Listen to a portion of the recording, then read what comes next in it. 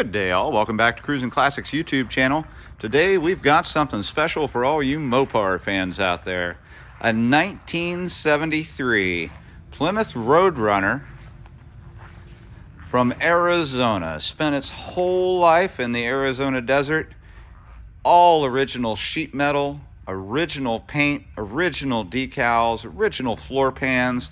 This is a straight and true original 73, with the exception of what's hiding under the hood. You'll see as we look at the hood, the paint is baked, and there are small imperfections here and there on the body, but this is a true original steel car. You'll see on the side 400, which is originally the engine that was in the car. It's not anymore. You can see we've got a power bulge hood with faux air intakes. Up front, one of the many desert baked logos on here. Can't see the bird really, his colors anymore, but you can see his outline. It's very cool. This car was originally ordered with the factory hood tie-down pins. It also has the turn signal indicators for the driver on both the fenders, and both of those do work. Up front, quad headlights and bright bezels, a two-tiered black egg crate grille, a nice chrome bumper, in pretty good condition, with some black bumper guards on it. As we travel around to the side of the car, you'll see those white transverse stripes have now turned rather a shade of gray. It's so cool. You could never fake this. There's no way you could do it other than to have an actual desert baked car. The look is fantastic. It's got those Krager SS's done in bright chrome, wrapped in staggered tires. You can see there's larger tires on the back, and you'll find in our description the sizes on those tires. It was ordered with the dual racing sport mirrors, and you'll see them done in chrome here, and over on the other side you can peek through the windshield and see them.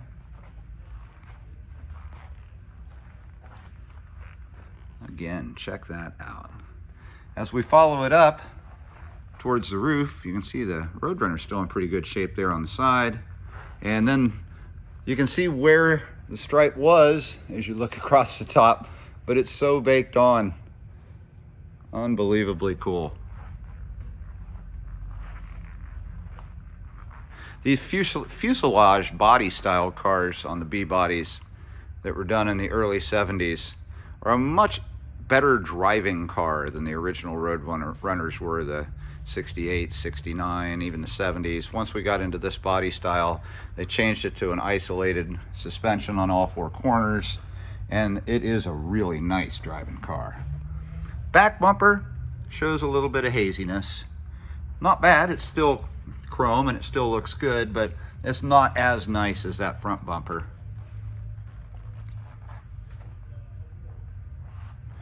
The back one also has those large bumper guards on it. Of course, it was 1973 and the government was putting all kinds of regulations on crash tests and emissions.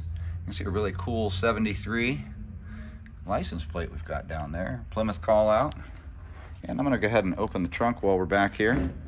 There's not a lot back there, but I want to just show you what a true car it is. Original trunk mat. You can see it's got a factory jack. An original mat. You lift up the mat and it is all original under here.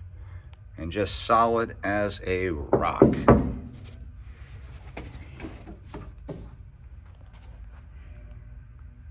Still got the original jacking instructions, and courtesy light works under here. Nice little extra.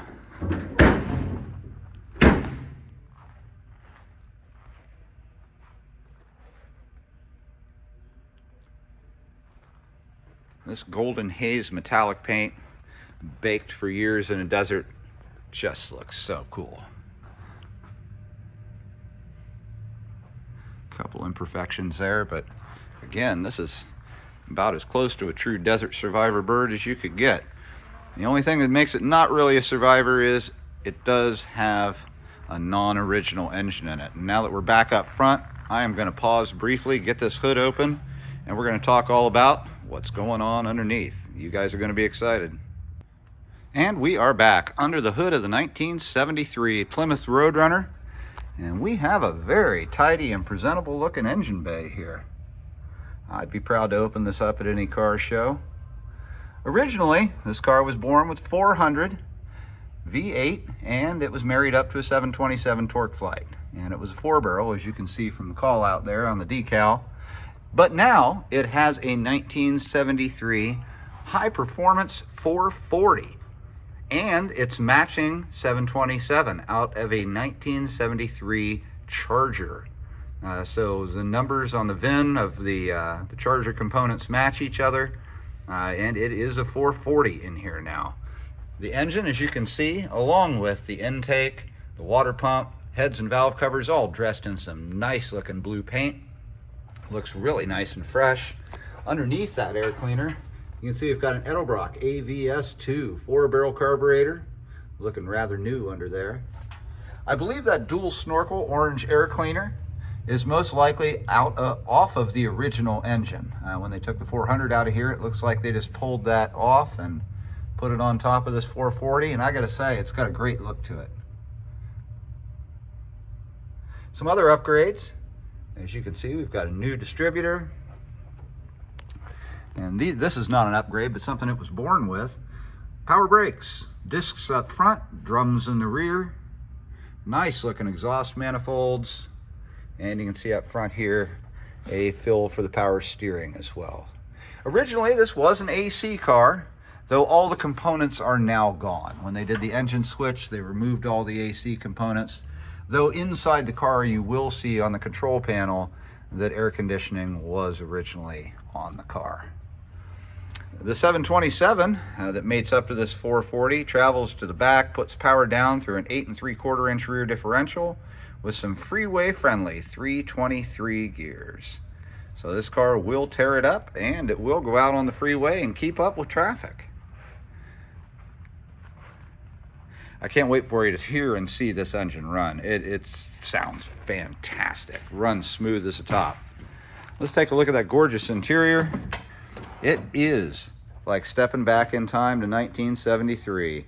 Gold, gold, and more gold in here. Not everything is correct to the car. It does have a couple of upgrades inside that I think you're gonna like, but largely original on the interior. Door cards, definitely original. You can see that nice bright trim. Starting to delaminate just a little bit at the bottom, but it looks good. Some nice patina here across the armrest. And you can see it's complete with a driver's mirror toggle for that sport mirror. Looks really sharp though. Both the cards are in pretty good shape. Checking out the interior, the first thing that I catch is that the carpet looks really, really nice. It looks new, like somebody's put the carpet in the recent past. It doesn't look as old as the car, but boy, it sure looks good. And look at the design work on the fabric of this seat. It is cool. Vinyl up the top, vinyl for the base, cloth is the main component. You can see it's not perfect. Down here you can see the vinyl base. You can see we're missing some button tops here and there. There's some small stains, small imperfections. Over on the passenger side over here is like a little burn hole. But all in all, in great shape. No major rips or tears. It's fully presentable, and it is comfy to sit in. Fold down armrest, works just fine. I'm gonna move this seat forward so you can check out the rear. Back seat looks really, really nice. Small stain in the center. You can see it right there. But overall, back seat looks fantastic. You can see on the rear package tray, somebody had some 6x9s in there and cut through the package tray, and there are no speakers in it currently. And as you continue looking upward, you'll see that the car does not currently have a headliner. Let's hop on in. The seats are super comfortable. You could take a nice long trip in this car and feel great about it. Passenger door card looks a little bit nicer than the driver's, but largely the same. You can see a little bit of peel on the trim and some patina on the door armrest. Up on the dash, it is a crack-free dash. Small amount of work, but it looks really, really nice. For a car that spent so much time in the desert, you'd expect the dash would be in worse condition. Maybe somebody covered it up while it sat, like interior-wise, but looks nice. The decorative wood grain panels over here in front of the passenger, starting to show a little bit of age. Looks a little bit older than it surely did when the car was produced. Same with the gauge bezel. Also, faux wood grain kind of thing, although you can't really see much wood grain in it these days. Ahead of the driver is a non-original upgrade. It is an OEM correct tough steering wheel, but this car was not ordered with a tough steering wheel. So it's an upgrade that was done after the fact. You can see black, leather wrapped, 3-spoke, working horn in the center. Beep, beep. As we focus our attention up onto the gauge cluster, you'll see a 150-mile-an-hour speedometer and an odometer with 11,950 miles on it, and the title claims that to be actual mileage. We can't attest to whether that's correct or not, but, well, the car and the title both match. Over to the left, you can see controls for the lights and the wipers. The wipers are inoperable. And beneath that, down low here, you can see controls where it was an AC car. The AC function doesn't work anymore, but the vent works, defrost works, fan works just fine. Moving our attention to the right, you can see we've got a 7K tachometer. It does work. Non-original to the car. It is an OEM correct tachometer, though didn't come with this car. We've got our typical 4 suspects on the gauge cluster. And the oil gauge, fuel gauge, and temperature gauge all seem a little inaccurate. Temperature gauge takes forever to go up, doesn't really get past the second markation. Oil gauge starts down low and then buries itself on high. Fuel gauge takes forever to climb its way up. We haven't filled the vehicle up. It's a little low on gas, but it still seems like I wouldn't trust it till you get used to it. The radio. Originally, this was a 2-watt AM radio. Now it is an OEM correct 5.5-watt AM FM radio. So again, an OEM product. It is an upgrade that wasn't originally in the car. And it does sound nice. It plays through the speakers up in the dash here, as the 6x9s in the back are gone. Ashtray, stock. And glove box, also stock. Well, let's get out the key and turn this car over. I can't wait for you to hear it. That 440 sounds very robust. It's like a symphony coming out of the tailpipes. I'm anxious for you to hear it. All right, I'm going to tap on the gas just twice and fire it up.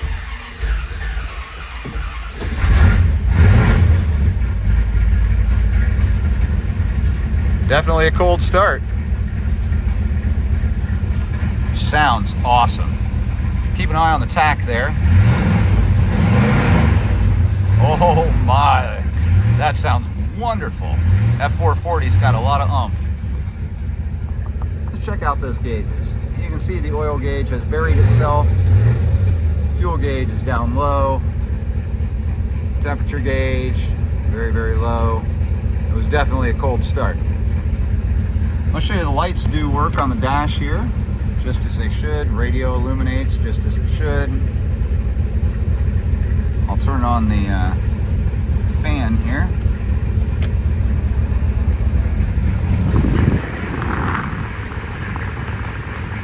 Hear air coming out of it. Already starting to feel a little warmer. So that works just as it should. The radio. Sitting out there, can you hear?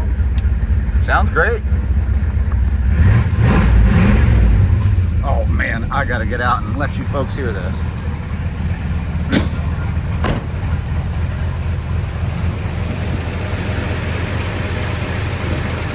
Oh, it runs fantastic. It sounds great too. Oh, another little thing I did not show you, that the turn signal indicators do in fact work. Turn the other one on. So you can see those operate just as they should. Let's go hear what's going on back in the back of the tailpipes. Now, I didn't mention before when I was in the back, this car has its original exhaust tip. It's got those machine gun style tips on it.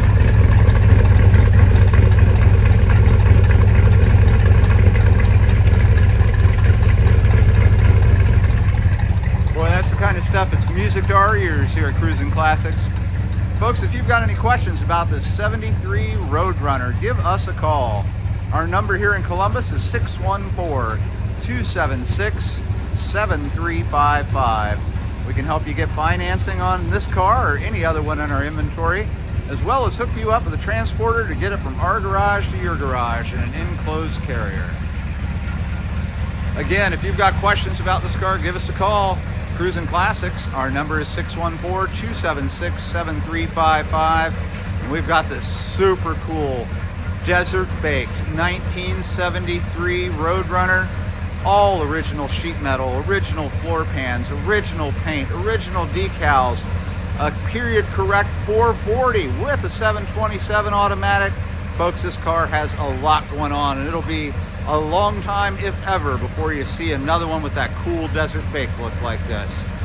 Give us a call. We appreciate you joining us today. Remember to like, share, and subscribe. We'll be back again tomorrow with something else cool.